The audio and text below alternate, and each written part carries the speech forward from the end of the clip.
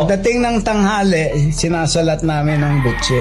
Kung may laman pa, bibigyan namin yun ng yogurt.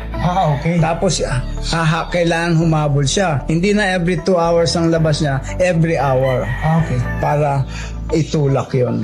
So basta meron tayong problema sa digestion o kaya mabagal ang panunaw ng isang manok, Yogurt. alasan ang pagpapaipot tapos yogurt. So, Or yung pellet, pinipitikan din namin ng pellet pagdating na ng hapon. Pag empty na rin sila, para lang masayang nakakatuka-tuka sila.